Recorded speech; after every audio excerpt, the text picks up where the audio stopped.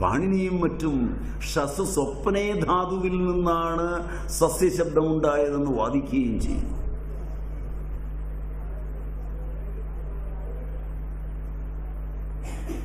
അതാണ് വിചിത്രം. അതിലുപരി സസ്യങ്ങളുടെ ഇന്ദ്രിയപരമായ അറിവിനെക്കുറിച്ചും അവർ പറഞ്ഞിരിക്കുന്നു. ഗണപതി നാരകത്തിനടുത്തുകൂടി കുറുക്കൻ കടന്നു പോകുമ്പോൾ പേശിയുടെ മണം ഗണപതി നാരങ്ങ അനേകമുണ്ടാകാൻ കാരണമാകുന്നുണ്ടെന്നും അത് തിരിച്ചറിയാൻ ഗണപതി നാരകത്തിന് കഴിയുന്നു എന്നും ചരകൻ രേഖപ്പെടുത്തിയിരിക്കുന്നു.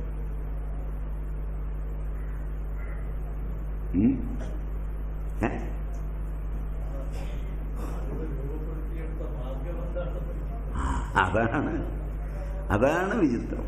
മിന്നലുണ്ടാകുമ്പോൾ, ഇടിയുണ്ടാകുമ്പോൾ വെള്ളില പൂക്കുന്നുവെന്നും ആ നാദത്തെ ശ്രവണം ചെയ്യാൻ വെള്ളിലയ്ക്ക് കഴിയുന്നുവെന്നും ചരകൻ രേഖപ്പെടുത്തുന്നു. കന്യകമാരുടെ പാദസ്പർശവും സാമീപ്യവും ഏൽക്കുമ്പോൾ അശോകം പൂക്കുന്നുവെന്ന് രേഖപ്പെടുത്തിയിരിക്കും. കൂടുതലായി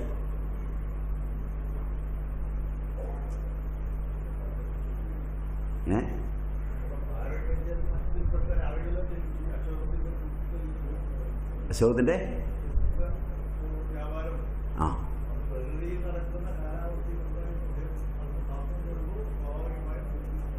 ഇത് കൂടുതൽ പൂക്കുന്നു എന്നാണ്. അപ്പൊ നിങ്ങളൊരു 10 ഒന്ന് ടെസ്റ്റ് ചെയ്ത് നോക്കിയോ? ആയിക്കോട്ടെ, അത് വ്യാപാരം നടത്തുമ്പോൾ കൂടുതൽ പൂക്കുന്നു എന്ന് അദ്ദേഹവും പറഞ്ഞിട്ടുള്ളൂ. അതുകൊണ്ട് ശബ്ദസ്പർശ രൂപരസഗന്ധാദികളെ അറിയാൻ കഴിവുണ്ടെന്നും അതിനനുസരിച്ച് സസ്യങ്ങൾക്ക് ഔഷധങ്ങളുണ്ടെന്നും രേഖപ്പെടുത്തിയിരിക്കുന്നു. മണമില്ലാത്ത പൂക്കൾക്ക് മണമുണ്ടാക്കുന്നതിനും കായില്ലാത്ത ചിലതിന് കായുണ്ടാക്കുന്നതിനും ചില ജനുസ്സുകളിൽ വേറെ ചിലതിൻ്റെ കായുണ്ടാക്കുന്നതിനും എല്ലാം വൃക്ഷായുർവേദത്തിൽ വഴികൾ സുരപാലനും മറ്റും പറഞ്ഞിരിക്കുന്നു.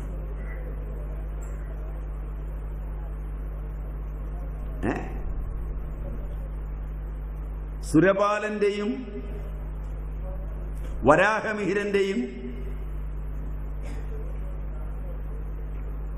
ഒക്കെ ഗ്രന്ഥങ്ങളിൽ, ബാക്കിയുള്ളവരുടെ പേരുകളെല്ലാം ഇങ്ങ് ഒഴുകി വരുന്നില്ല, ഒട്ടേറെ വൃക്ഷായുർവേദ ഗ്രന്ഥങ്ങളുണ്ട്. രസകരമാണ് പഠിക്കാൻ. എല്ലാം വാങ്ങിക്കാൻ കിട്ടും.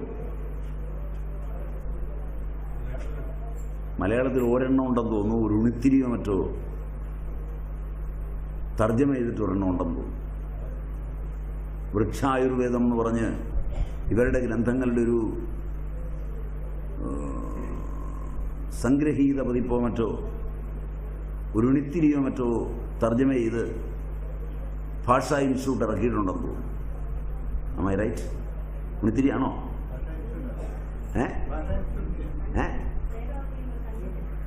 ഭാഷാ ഇൻസ്റ്റിറ്റ്യൂട്ടിൻ്റെ ആണ് ഗ്രന്ഥം മലയാളത്തിൽ.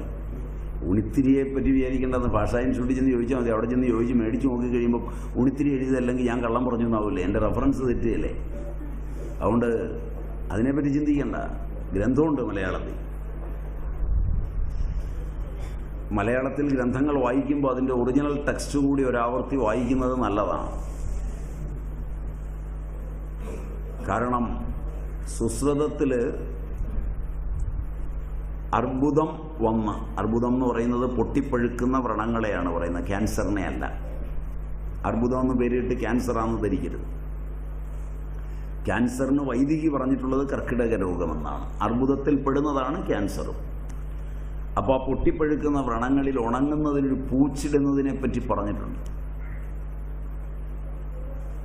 ആ പൂച്ച് അരച്ചിട്ട് കഴിയുമ്പോൾ അതേൽ ഉണ്ടായ പുഴുക്കൾ, വ്രണം ഇരുന്ന് പഴുകിയാൽ പുഴുക്കൾ ഉണ്ടാവും. മനസ്സിലായി? അവ മോഹിച്ചു വീഴുമെന്നാണ് എഴുതിയിരിക്കുന്നത്. ഈ പൂച്ച് കാരണം എന്നെല്ലാം പൊഴിഞ്ഞ് താഴെ വീഴുമെന്നാണ് എഴുതിയിരിക്കുന്നത്. പക്ഷെ ഇത് ഭാഷയിലേക്ക്, ഹിന്ദിയിലേക്ക് തർജ്ജമ ചെയ്ത ഒരാൾ എഴുതി വെച്ചിരിക്കുന്നത് ഈ പൂച്ചരച്ചിടുമ്പോൾ ഇത് പുഴുക്കും പുഴു ഉണ്ടാകുമെന്നാണ്. മനസ്സിലായില്ല? അങ്ങനെ പുഴു ഉണ്ടായിട്ട് ഇത് മുഴുവൻ തിന്നു തീർക്കും, അങ്ങനെ ആ രോഗം പോകുമെന്നാണ് എഴുതി വെച്ചിരിക്കുന്നത്. ഇങ്ങനെയൊക്കെ വിചിത്രമായ തർജ്ജമകളുണ്ട്. അതുകൊണ്ട് സൂക്ഷിച്ചു വേണം വാങ്ങി വായിക്കാൻ. കുറച്ചൊരു ബേസിക് അറിവ് അതെഴുതിയ ഭാഷയിലുണ്ടെങ്കിൽ, കുറച്ച് കോമൺ സെൻസും കൈമുതലുണ്ടെങ്കിൽ വായിച്ച് മനസ്സിലാക്കാം. വായന ശീലമാക്കിയാൽ പതുക്കെ കൂടി കൂടി ഒരുമാതിരി നന്നായി മനസ്സിലാക്കാം. അതാണ് ഇതിൻ്റെ എളുപ്പവഴി. എന്തായാലും ഒരു രസത്തിനെങ്കിലും വായിക്കുക. മനസ്സിലായി? മനസ്സിലായിട്ടൊന്നും ഇല്ലെങ്കിലും അപ്പൂപ്പൻ്റെ ഭാഷയിൽ വായിച്ചു എന്നൊരു ചിലപ്പോൾ ഈ ജനിതകത്തിന് ചിലപ്പോൾ, കാരണം ഞാൻ ദേഹമല്ല കരണങ്ങളുമല്ല രാഗോന്മാദം കലർന്ന മനമല്ല മനീഷയല്ല. ഇത് പച്ച മലയാളത്തിൽ വിദ്യാനന്ദ തീർത്ഥപാദർ എഴുതിയതാണ്. മനോബുദ്ധ്യഹങ്കാര ചിത്താനിനാഹം നച ശ്രോത്രജിഹ്വേ നച ഘ്രാണനേത്രേ നച വ്യോമഭൂമിർന തേജോ ന വായു ചിദാനന്ദരൂപ ശിവോഹം ശിവോഹം. ഏതാ മനസ്സിലായത്?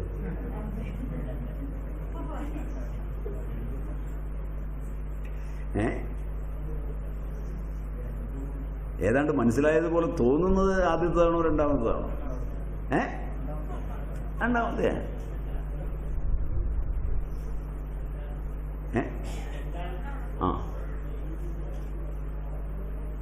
മലയാളത്തിൽ അദ്വൈത വേദാന്ത പ്രകരണങ്ങൾ ധാരാളം എഴുതിയിട്ടുള്ളവരാണ് ചട്ടമ്പി സ്വാമികൾ, നാരായണ ഗുരുസ്വാമികൾ, വിദ്യാനന്ദ തീർത്ഥപാദ സ്വാമികൾ, വിമലാനന്ദ സ്വാമികളൊക്കെ. അവരുടെ കൃതികളൊക്കെ എടുത്ത് നിങ്ങളൊന്ന് വായിച്ചു നോക്കുക. നല്ല മലയാളത്തിലാണ്. വ്യാഖ്യാനമില്ലാതെ വല്ലതും മനസ്സിലാവുമോ എന്ന് നോക്കുക. മറ്റേ ശ്ലോകങ്ങളും എടുത്ത് ചുമ്മാ കുറെ പ്രാവശ്യം വായിക്കുക. മനസ്സിലാകുമൊന്നുമില്ല, എന്നാലും എന്തോ മനസ്സിലായോ എന്നൊരു ശങ്ക തോന്നുമോ എന്ന് നോക്കുക. എന്നിട്ട് തീരുമാനിച്ചാൽ മതി. ഞാനിങ്ങനെയൊക്കെ പറയുമ്പോൾ നിങ്ങൾക്ക് പിടിക്കുമോന്നറിയില്ല. അപ്പൊ സേന്ദ്രിയം അനിന്ദ്രിയം, അധ്യാത്മദ്രവ്യഗുണ സംഗ്രഹ ആത്മാ ഉപകാരവും അപകാരകവുമായ ദ്രവ്യവും ഗുണവും ഉള്ളതാണ്. അതിനെ അധ്യാത്മദ്രവ്യ സംഗ്രഹം എന്ന് പറയുന്നു. സാഖ്യവും മനസ്സിനെ ഉഭയാത്മക ഇന്ദ്രിയമെന്ന് മാനിക്കുന്നു. ചരകൻ ഉഭയാത്മകമെന്ന് പറയുന്നില്ല. സുശ്രുതം ശാരീരം 1-4 പറയുന്നുമുണ്ട്. സുശ്രുതൻ പറയുന്നുമുണ്ട്. വളരെ അടുക്കൂടെ തത്ര വൈകാരിക ദാഹങ്കാരാത് തൈജസ സഹായാത് തല്ലക്ഷണാന്യേ വൈകാദശേന്ദ്രിയാണ്യുത്പദ്യന്തെ തദ്യഥാ ശ്രോത്രത്വക ചക്ഷുർജിഹ്വാഘ്രാണ സ്തോപസ്ഥപായുപാദമനാംസി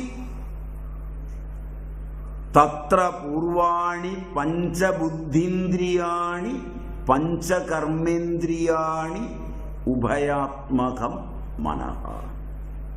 സുശ്രുതം ശാരീരം 1-4 അവിടെ വളരെ വ്യക്തമായി ഇത് പറയുന്നത്. സാഖ്യത്തിൽ മനസ്സ് അഹങ്കാരത്തിൽ നിന്നാണ്.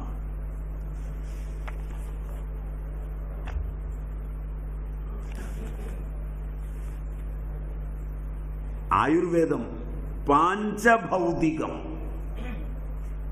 ഭൗതികാനി ചേന്ദ്രിയാണി ആയുർവേദേ വർണ്ണ്യന്തെ തദേന്ദ്രിയാർത്ഥ.